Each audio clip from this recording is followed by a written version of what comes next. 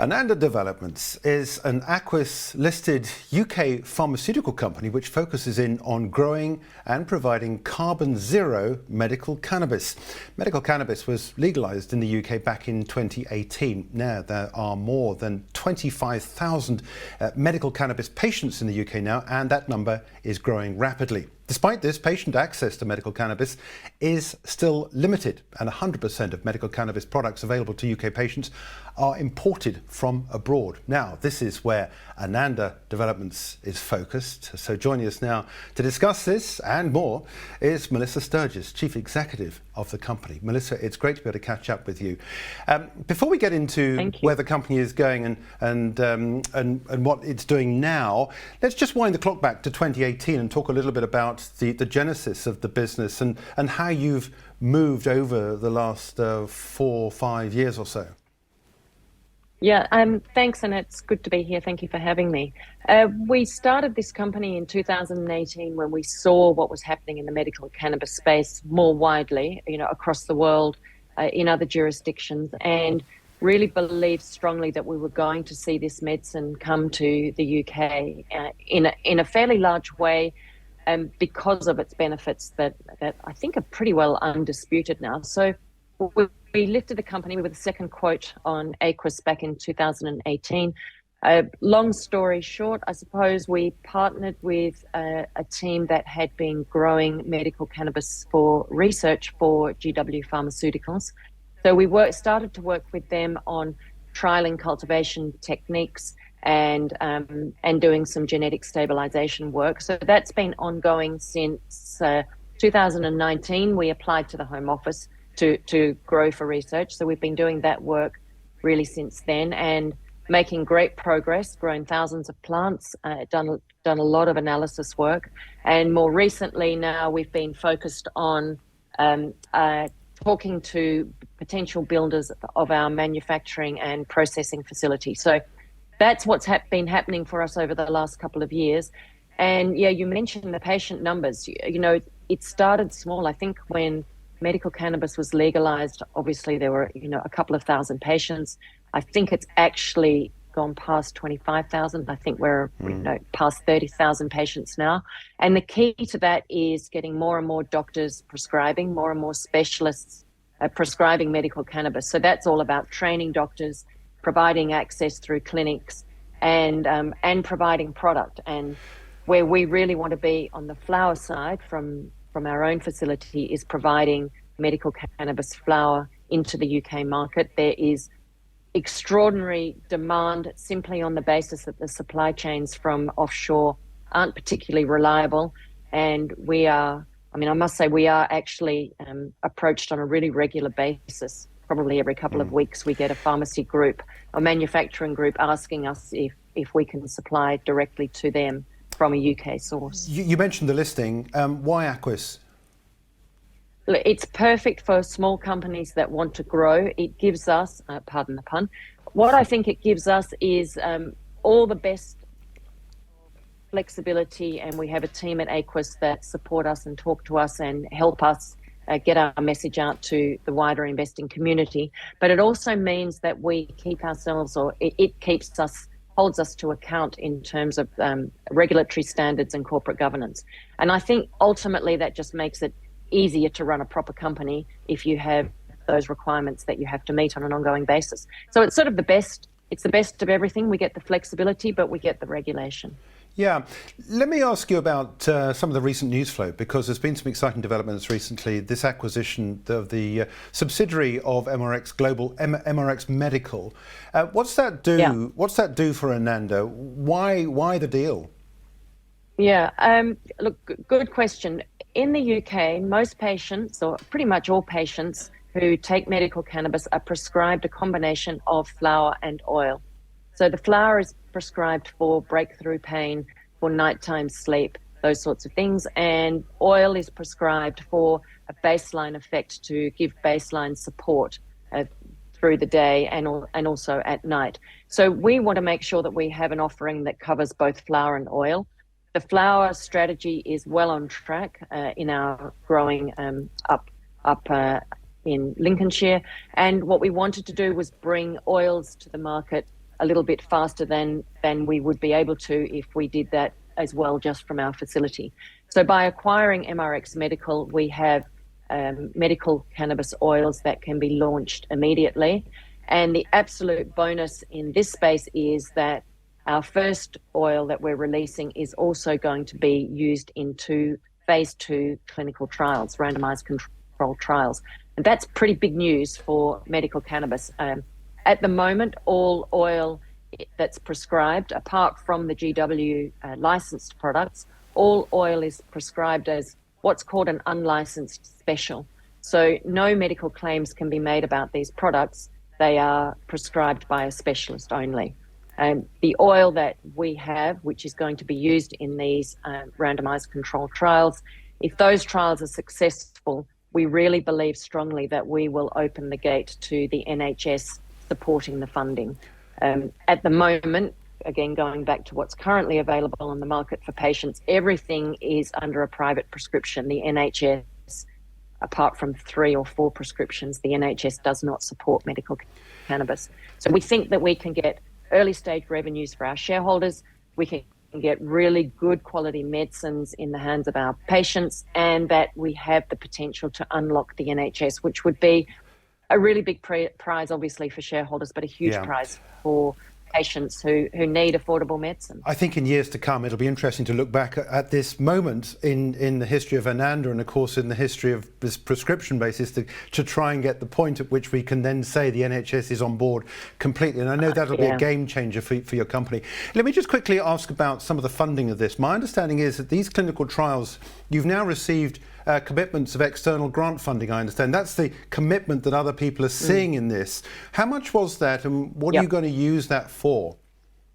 Yeah, so the trials themselves are being conducted by the University of Edinburgh. There are 2 trials. One is into CIPN, which stands for chemotherapy-induced peripheral neuropathy. So basically neuropathic pain from patients who have been through chemotherapy.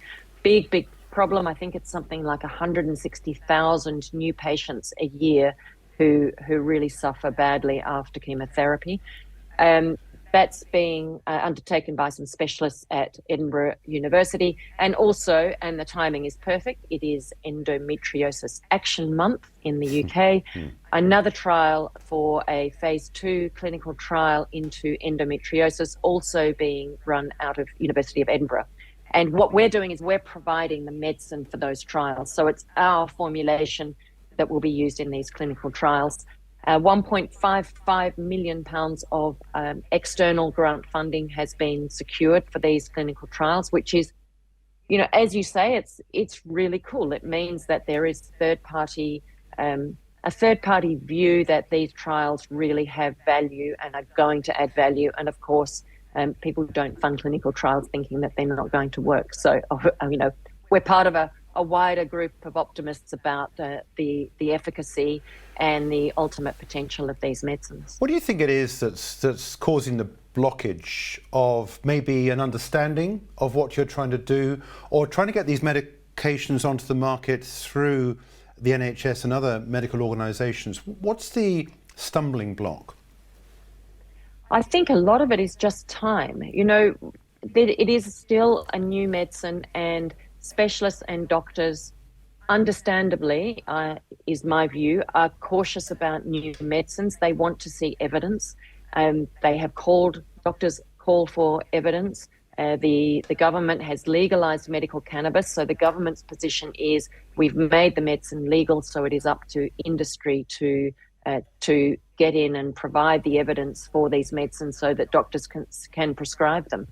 I think also from an education perspective, the endocannabinoid system, which is the bodily system, which is basically responsible for homeostasis. So it's a fine-tuning balancing system within the body. That's only just been recently started to be taught at universities, at medical school. So we've got an environment where we've got a new medicine that acts on a part of the body that is really only just being understood.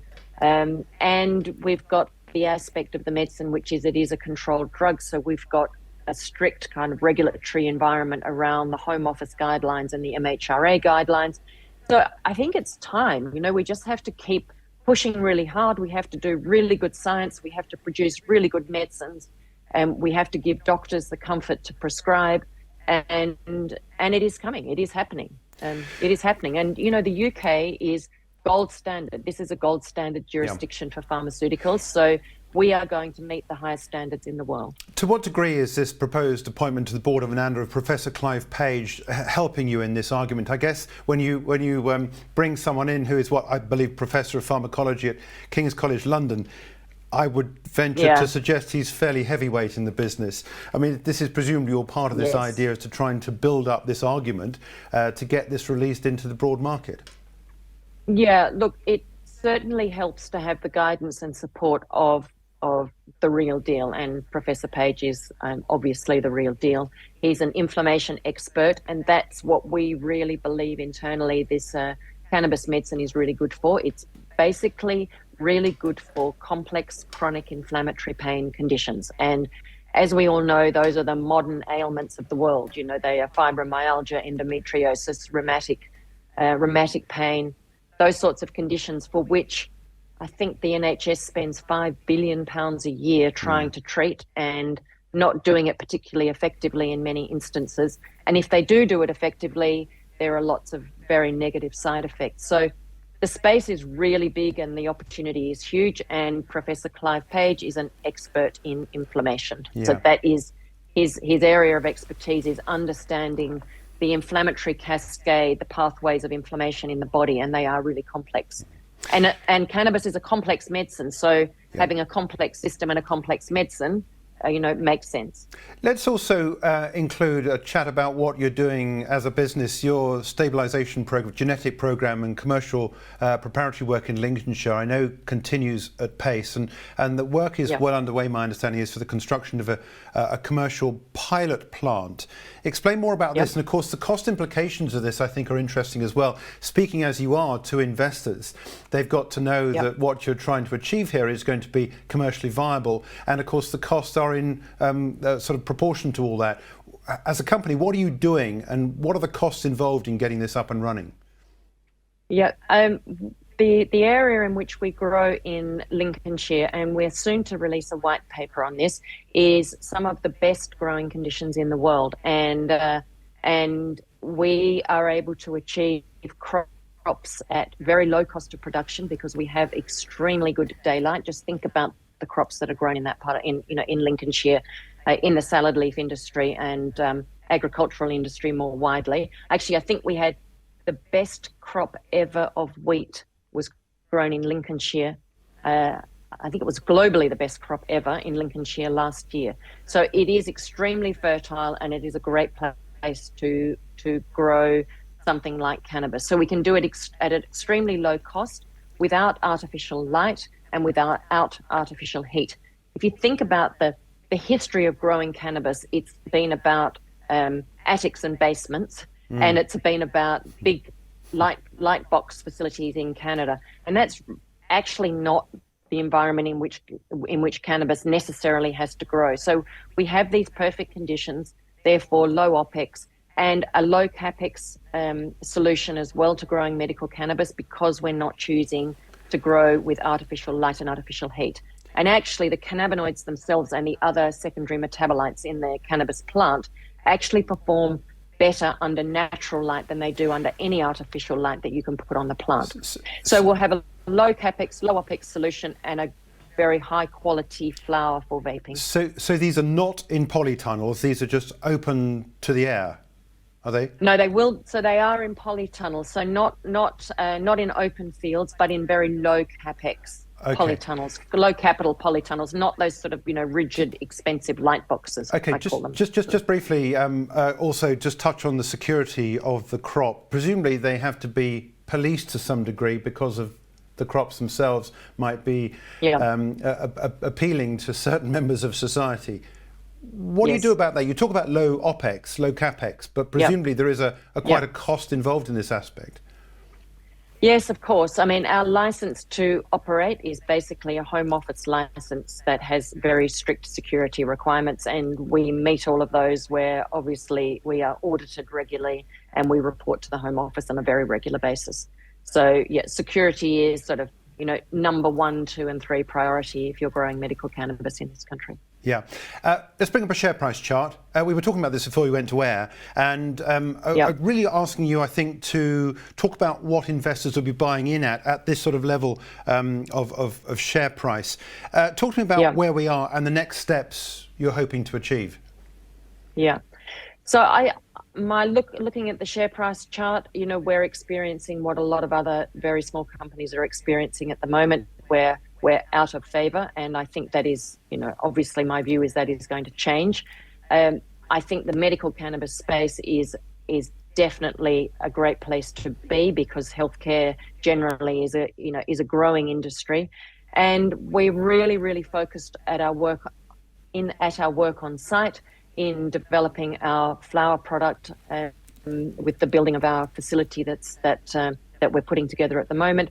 And with this acquisition of MRX, we can bring oil to the market immediately, and then look to the commencement and then the completion of these clinical trials. So lots going on, and I think we're pretty good. We report to shareholders on a very regular basis, so we're always in touch with shareholders, telling them what we're doing, explaining what we're doing and why, and the milestones that we achieve. So yeah, look, always confident, of course, because I'm completely determined that we're going to build a very successful pharmaceutical business that focuses on inflammatory pain conditions and uses cannabis as medicine to do that. We've spoken all about Ananda. Just very quickly, I wanted you to comment on an RNS we saw pass recently from Celadon Pharmaceuticals announcing Home Office approval of a license for commercial sale of GMP cannabis. How much of a benefit is this to you as a company and to the wider picture, these sort of headlines? Yeah. Absolutely positive. One of the issues in the medical cannabis space has been a lack of understanding of exactly how you go from an idea to research growing of medical cannabis, and going through all the various regulatory stages to get the MHRA approvals and ultimately the Home Office approvals to grow commercially and sell commercial flower or oil into the UK market, and then obviously overseas. So seeing Celadon achieve that shows every doubter that they should not doubt. They need to be engaged in the space, because medical cannabis is here to stay as a medicine, and Celadon has proven that the pathway is able to be achieved. And so I think it puts paid to a lot of doubters, and they've done it in a really professional way, and it is fantastic for all of us that they have led the charge. Good. Here's to the believers. Melissa, it's a pleasure. Thanks indeed for joining us. Melissa Sturgess, Chief Executive of Ananda Developments.